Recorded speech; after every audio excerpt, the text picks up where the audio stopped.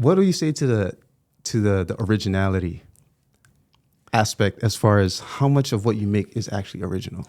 Yeah. So now that I've been doing this, so let's say I use these tools for hours on end every day. There is not a day where I do not at some point sit down at my computer, and whether it's just like generating images or God knows, I'm taught ChatGPT and Claude are my two best friends. There is not a moment I'm doing something on my computer or in my phone where I do not have one of those apps open and helping me do something. I have worked with these tools enough that I know, and I have found multiple ways to push original outputs out of them. A lot of people don't make it past the surface. Can you give an example of like surface level and how you've found some depth? Yeah, so surface level is just typing in the prompt. The best surface level example I could give is when the ChatGPT image generator came out and the internet just ran Ghibli into the ground. yeah. Guilty. No, yeah. We all got a Ghibli photo of ourselves and our friends and probably our family. Like we all do now. But that right there, perfect example. Here, so there, you see on YouTube all the time, right? Thumbnails, everything just changed. Nothing will ever be the same. If a video is telling me that, I probably am not going to watch it. Because I hate that line. But there have been two specific moments in AI that have made me feel that way to a point where I needed to actually take a day away from my computer and think about what it meant for me. One of those was when that ChatGPT image generator came out. I don't think people understand still exactly how good or how powerful that thing is. And same thing with Midjourney, but Midjourney doesn't like following your prompts exactly the way that ChatGPT does. So ChatGPT is like the one you go to for precision, and Midjourney is the one you go to for your creative edge and for your stylization. And you can use them both in unison to push out original work. And the original work too comes from mashing together multiple reference images along with your prompt, along with training it on like other things you're interested in. And you can go down rabbit holes and come out with things that feel uniquely yours, that if any person saw them, they could call you an AI art thief and tell you ask them, who'd I steal this from? Tell me what artist this looks like, and they won't be able to tell you because it doesn't. So when you say references, that's where I think a lot of the ethical issues are. Because the Ghibli one is a perfect example. Like there was a time when if you put like Ghibli, it'll come back with a response like, we can't do that, basically. Like Disney, we can't do that, right? Like Marvel, you can't. But then you find euphemisms, ways to kind of get around that as one point, or just a reference image. And so that reference, if I'm taking something that has IP of someone else, that process is where and I'm not even an AI artist, but people have kind of come at me with this angle, and I found myself like not agreeing with them, but also it's like I can't convince. It's not even my job to try and convince someone else of something that I believe. But for you, you know where I'm going. I'll pose this question to you: at what point is an output transformative enough, even if it used a reference, to deem it not IP infringement?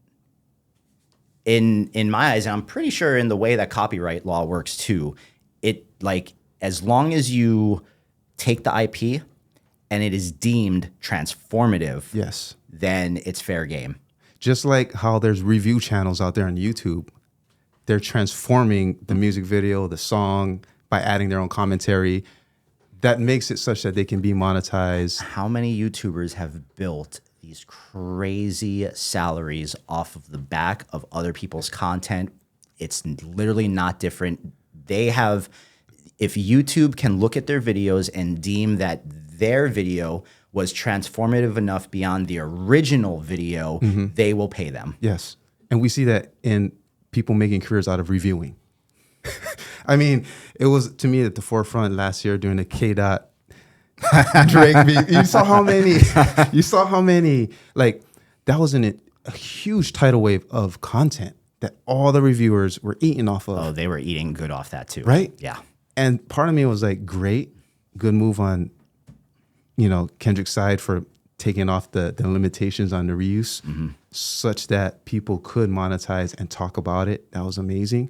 But at the same time, I thought about all the reviewers themselves and how they look at it much like a gold rush in a sense of, I can talk about this and I know it's going to perform and it's going to translate into money in my YouTube AdSense account. That is a form of Robin Hood in a way to me. Yep, they're eating off the rich. Don't no one got to talk about this. Everyone's going to listen to it. It's almost a guaranteed performer, 1 out of 10 on your YouTube. Yep. So, I mean, okay, thank you for that sort of clarification on originality as well as transformative nature. I did prepare some questions. Yeah, yeah, please. We kind of got off the spicy stuff. Because this is part 2, I kind of want to bridge the gap, what happened in 24 months in the industry, but also for you. So last time you were on, you did say that this AI wave was something as big as the internet, basically. Has that changed at all, and if so, how?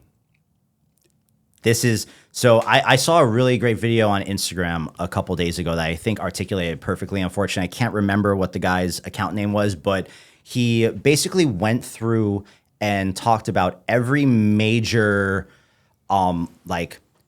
turning point in human evolution. And it was things like, the Industrial Revolution and stuff like that.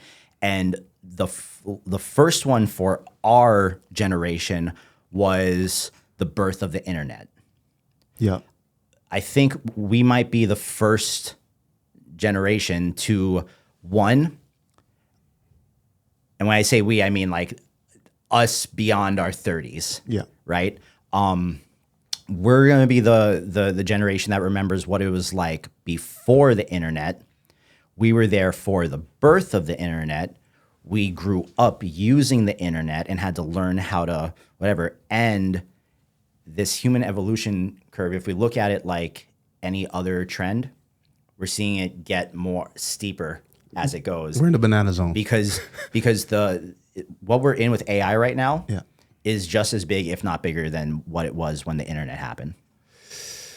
So there's implications to that, right? Because the point of singularity and all of that, this moment where we lose control, we can't turn off and all. Are there any fears in your heart about that?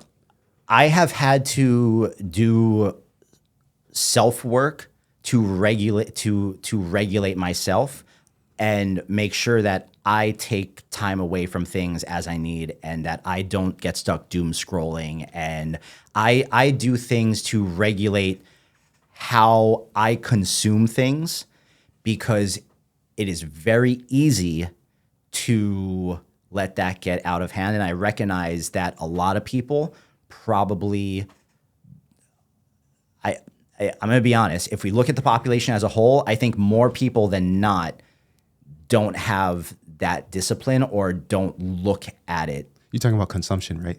Consumption, discipline, it's to me, it's all one and the same at this point.